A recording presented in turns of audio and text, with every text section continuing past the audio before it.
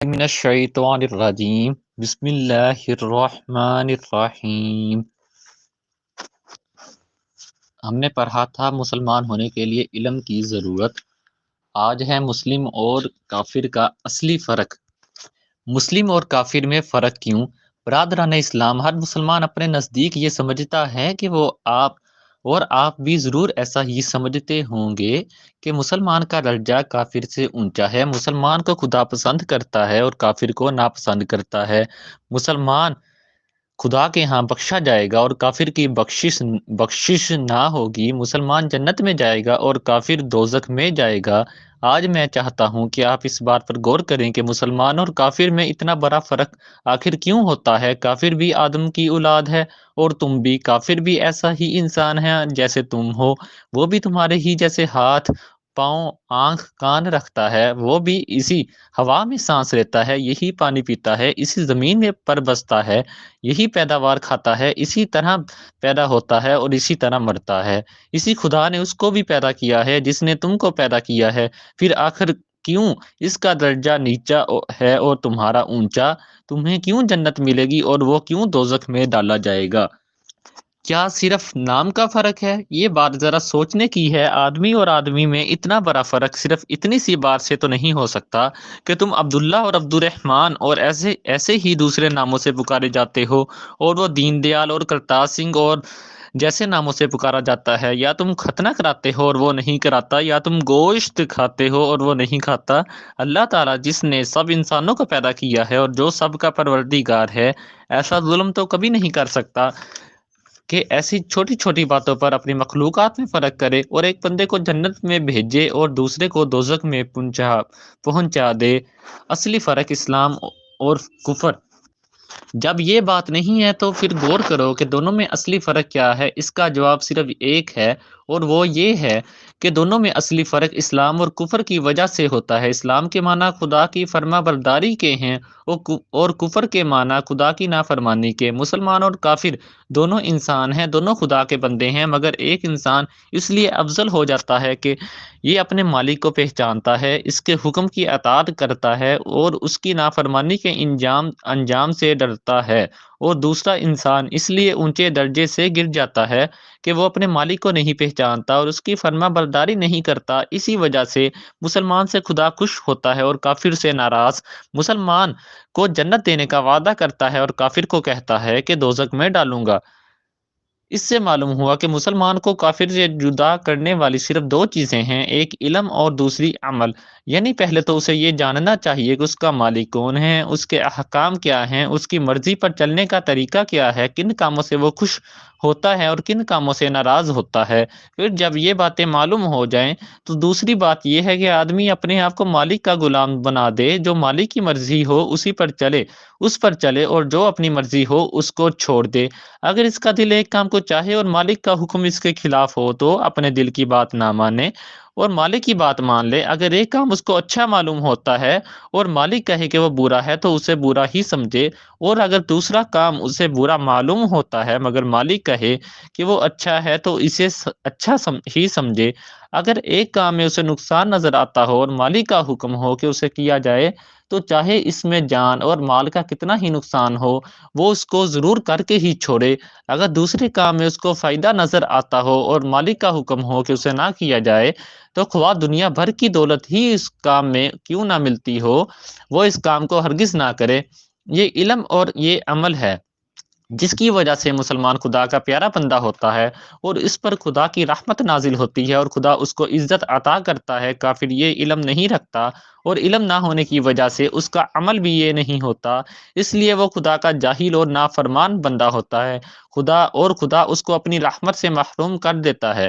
اب خود ہی انصاف سے کام لے کر سوچو کہ جو شخص اپنے آپ کو مسلمان کہتا ہو مگر ویسا ہی جاہل ہو جیسا ایک کافر ہوتا ہے اور ویسا ہی نافرمان ہو جیسا ایک کافر ہوتا ہے، تو محض نام اور لباس اور کھانے پینے کے فرق کی وجہ سے وہ کافر کے مقابلے میں کس طرح افضل ہو سکتا ہے اور کس بنا پر دنیا اور آخرت میں خدا کی رحمت کا حقدار ہو سکتا ہے۔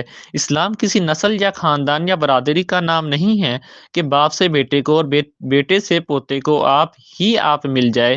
یہاں یہ بات نہیں ہے کہ برہمن کا لڑکا چاہے کیسا ہی جاہل ہو، کیسے ہی برے کام کرے، مگر وہ اونچا ہی ہوگا، کیونکہ برہمن کے گھر پیدا ہوا ہے اور اونچی ذات کا ہے۔ اور چمار کا لڑکا چاہے علم اور عمل کے لحاظ سے ہر طرح سے بڑھ کر ہو، مگر وہ نیچا ہی رہے گا، کیونکہ چمار کے گھر پیدا ہوا اور کمی ہے۔ یہاں تو خدا نے اپنی کتاب میں صاف فرما دیا، ان اکرمکم عند اللہ اتقاکم، سورۃ الحجرات 13 نمبر، یعنی جو خدا کو زیادہ پہچانتا ہے، مطلب اس کی زیادہ فرما برداری کرتا ہے، وہی اللہ کے نزدیک زیادہ عزت والا ہے۔ حضرت ابراہیم علیہ السلام ایک بت پرست کے گھر پیدا ہوئے، مگر انہوں نے خدا کو پہچاننا اور اس کی فرما برداری کی، اس لیے خدا نے ان کو ساری دنیا کا امام بنا دیا۔ حضرت نوح علیہ السلام کا لڑکا ایک پیغمبر کے گھر پیدا ہوا، مگر اس نے خدا کو نہ پہچانا اور اس کی نافرمانی کی، اس لیے خدا نے اس کے خاندان کی کچھ پرواہ نہ کی اور اسے ایسا عذاب دیا جس پر دنیا عبرت کرتی ہے۔ بس خوب اچھی طرح سمجھ لو کہ خدا کے نزدیک انسان اور انسان میں جو کچھ بھی فرق ہے وہ علم اور عمل کے لحاظ سے ہے، دنیا میں بھی اور آخرت میں بھی۔ اس کی رحمت صرف انہی کے لیے ہے جو اس کو پہچانتے ہیں، اس کے بتائے ہوئے سیدھے راستے کو جانتے ہیں اور اس کی فرما برداری کرتے ہیں۔ جن لوگوں میں یہ صفت نہیں ہے، ان کے نام خواہ عبداللہ اور عبد الرحمن ہوں یا دین دیال اور کرتار سنگھ، خدا کے نزدیک ان دونوں میں کوئی فرق نہیں، ان کو اس کی رحمت سے کوئی حق نہیں پہنچتا۔ آج مسلمان ذلیل کیوں؟ بھائیو، تم اپنے آپ کو مسلمان کہتے ہو اور تمہارا ایمان ہے کہ مسلمان پر خدا کی رحمت ہوتی ہے، مگر ذرا آنکھیں کھول کر دیکھو، کیا خدا کی رحمت تم پر نازل ہو رہی ہے؟ آخرت میں جو کچھ ہوگا وہ تو تم بعد میں دیکھو گے، مگر اس دنیا میں تمہارا جو حال ہے اس پر نظر ڈالو۔ اس ہندوستان میں تم 9 کروڑ ہو، تمہاری اتنی بڑی تعداد ہے کہ اگر ایک ایک شخص ایک ایک کنکری پھینکے تو پہاڑ بن جائے، لیکن جہاں اتنے مسلمان موجود ہیں وہاں کفار حکومت کر رہے ہیں، تمہاری گردنیں ان کی مٹھی میں ہیں کہ جدھر چاہیں تمہیں موڑ دیں۔ تمہارا سر جو خدا کے سوا کسی کے آگے نہ جھکتا تھا اب انسانوں کے آگے جھک رہا ہے۔ تمہاری عزت جس پر ہاتھ ڈالنے کی کوئی ہمت نہ کر سکتا تھا آج وہ خاک میں مل رہی ہے۔ تمہارا ہاتھ جو ہمیشہ اونچا ہی رہتا تھا اب وہ نیچا ہوتا ہے اور کافر کے آگے پھیلتا ہے۔ جہالت اور افلاس اور قرض داری نے ہر جگہ تم کو ذلیل و خوار کر رکھا ہے۔ کیا یہ خدا کی رحمت ہے؟ اگر یہ رحمت نہیں ہے بلکہ کھلا ہوا غضب ہے تو کیسی عجیب بات ہے کہ مسلمان اور اس پر خدا کا غضب نازل ہو، مسلمان اور ذلیل ہو، مسلمان اور غلام ہو۔ یہ تو ایسی ناممکن بات ہے کہ جیسے کوئی چیز سفید بھی ہو اور سیاہ بھی۔ جب مسلمان خدا کا محبوب ہوتا ہے تو خدا کا محبوب دنیا میں ذلیل و خوار کیسے ہو سکتا ہے؟ کیا نعوذ باللہ تمہارا خدا ظالم ہے کہ تم کو اس کا حق پہچانو، اس کی فرما برداری کرو اور وہ نافرمانوں کو تم پر حاکم بنا دے، تم کو فرما برداری کے معاوضے میں سزا دے؟ اگر تمہارا ایمان ہے کہ خدا ظالم نہیں ہے اور اگر تم یقین رکھتے ہو کہ خدا کی فرما برداری کا بدلہ ذلت سے نہیں مل سکتا تو پھر تمہیں ماننا پڑے گا کہ مسلمان ہونے کا دعویٰ جو تم کرتے ہو اس میں کوئی غلطی ہے۔ تمہارا نام سرکاری کاغذات میں تو ضرور مسلمان لکھا جاتا ہے، مگر خدا کے ہاں انگریزی سرکار کے دفتر کی سند پر فیصلہ نہیں ہوتا۔ خدا اپنا دفتر الگ رکھتا ہے، وہاں تلاش کرو کہ تمہارا نام فرما برداری میں لکھا ہوا ہے یا نافرمانوں میں۔ خدا نے تمہارے پاس کتاب بھیجی تاکہ تم اس کتاب کو پڑھ کر اپنے مالک کو پہچانو اور اس کی فرما برداری کا طریقہ معلوم کرو۔ کیا تم نے کبھی یہ معلوم کرنے کی کوشش کی کہ اس کتاب میں کیا لکھا ہے؟ خدا نے اپنے نبی صلی اللہ علیہ وسلم کو تمہارے پاس بھیجا تاکہ وہ تمہیں مسلمان بننے کا طریقہ سکھائے۔ کیا تم نے کبھی یہ معلوم کرنے کی کوشش کی کہ اس کے نبی صلی اللہ علیہ وسلم نے کیا سکھایا ہے؟ خدا نے تم کو دنیا اور آخرت میں عزت حاصل کرنے کا طریقہ بتایا، کیا تم اس طریقے پر چلتے ہو؟ خدا نے کھول کھول کر بتایا کہ کون سے کام ہیں جن سے انسان دنیا اور آخرت میں ذلیل ہوتا ہے۔ کیا تم ایسے کاموں سے بچتے ہو؟ بتاؤ تمہارے پاس اس کا کیا جواب ہے؟ اگر تم مانتے ہو کہ نہ تو تم نے خدا کی کتاب اور اس کے نبی صلی اللہ علیہ وسلم کی زندگی سے علم حاصل کیا اور نہ اس کے بتائے ہوئے طریقے کی پیروی کی تو تم مسلمان ہوئے کب کہ تمہیں اس کا اجر ملے؟ جیسے تم مسلمان ہو ویسا ہی اجر تمہیں مل رہا ہے اور ویسا ہی اجر آخرت میں بھی دیکھ لو گے۔ میں پہلے بیان کر چکا ہوں کہ مسلمان اور کافر میں علم اور عمل کے سوا کوئی فرق نہیں ہے۔ اگر کسی شخص کا علم اور عمل ویسا ہی ہے جیسا کافر کا ہے اور وہ اپنے آپ کو مسلمان کہتا ہے تو بالکل جھوٹ کہتا ہے۔ کافر قرآن کو نہیں پڑھتا اور نہیں جانتا کہ اس میں کیا لکھا ہے۔ یہی حال اگر مسلمان کا بھی ہو تو وہ مسلمان کیوں کہلائے؟ کافر نہیں جانتا کہ رسول اللہ صلی اللہ علیہ وسلم کی کیا تعلیم ہے، اور آپ صلی اللہ علیہ وسلم نے خدا تک پہنچنے کا سیدھا راستہ کیا بتایا ہے۔ اگر مسلمان بھی اسی کی طرح ناواقف ہو تو وہ مسلمان کیسے ہوا؟ کافر خدا کی مرضی پر چلنے کی بجائے اپنی مرضی پر چلتا ہے۔ مسلمان بھی اگر اسی کی طرح خود سر اور آزاد ہو، اسی کی طرح اپنے ذاتی خیالات اور اپنی رائے پر چلنے والا ہو، اسی کی طرح خدا سے بے پرواہ اور اپنی خواہش کا بندہ ہو، تو اسے اپنے آپ کو مسلمان کہنے کا کیا حق ہے؟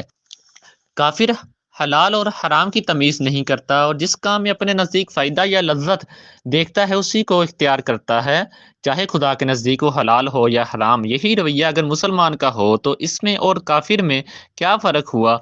غرض یہ ہے کہ جب مسلمان بھی اسلام کے علم سے اتنا ہی کورا ہو جتنا کافر ہوتا ہے، اور جب مسلمان بھی وہ سب کچھ کرے جو کافر کرتا ہے، تو اس کو کافر کے مقابلے میں کیوں فضیلت حاصل ہو، اور اس کا حشر بھی کافر جیسا کیوں نہ ہو؟ یہ ایسی بات ہے جس پر ہم سب کو ٹھنڈے دل سے غور کرنا چاہیے۔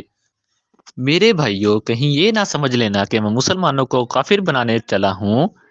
نہیں، میرا یہ مقصد ہرگز نہیں ہے۔ میں خود بھی یہ سوچتا ہوں اور چاہتا ہوں کہ ہم میں سے ہر شخص اپنی اپنی جگہ سوچے کہ ہم آخر خدا کی رحمت سے کیوں محروم ہو گئے ہیں، ہم پر ہر طرف سے کیوں مصیبتیں نازل ہو رہی ہیں، جن کو ہم کافر یعنی خدا کے نافرمان بندے کہتے ہیں، وہ ہم پر ہر جگہ غالب کیوں ہیں، اور ہم جو فرما بردار ہونے کا دعویٰ کرتے ہیں ہر جگہ مغلوب کیوں ہو رہے ہیں۔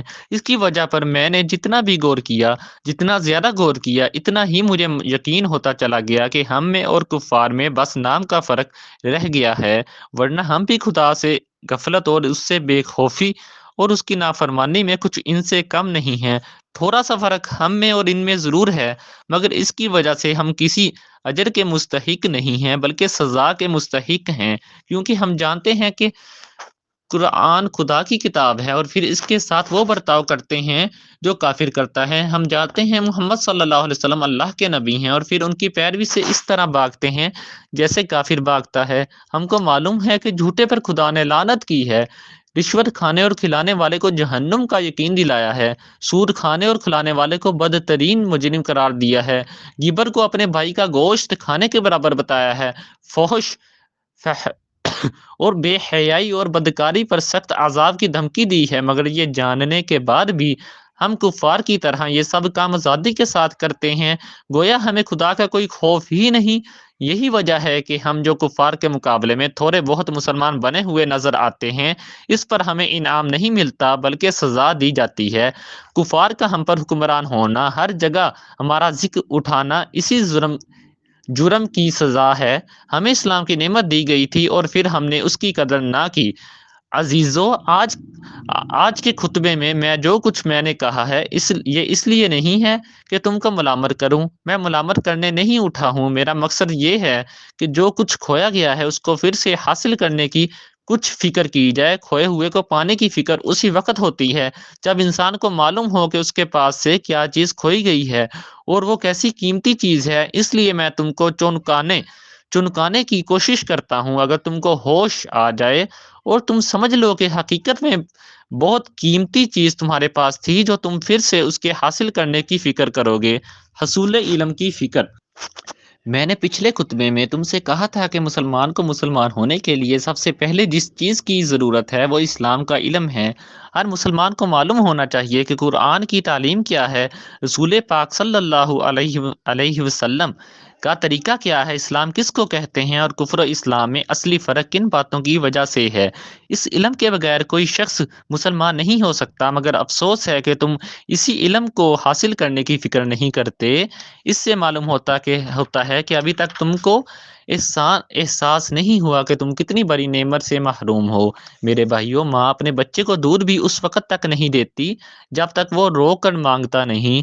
پیاسے کو جب پیاس لگتی ہے تو وہ خود پانی ڈھونڈتا ہے اور خدا اس کے لیے پانی بھی پیدا کر دیتا ہے۔ جب تم کو خود ہی پیاس نہ ہو تو پانی سے بھرا ہوا کنواں بھی تمہارے پاس آ جائے تو بیکار ہے۔ پہلے تم کو خود سمجھنا چاہیے کہ دین سے ناواقف رہنے میں تمہارا کتنا بڑا نقصان ہے۔ خدا کی کتاب تمہارے پاس موجود ہے مگر تم نہیں جانتے کہ اس میں کیا لکھا ہے۔ اس سے زیادہ نقصان کی بات اور کیا ہو سکتی ہے؟ نماز تم پڑھتے ہو مگر تمہیں نہیں معلوم کہ اس نماز میں تم اپنے خدا کے سامنے کیا عرض کرتے ہو۔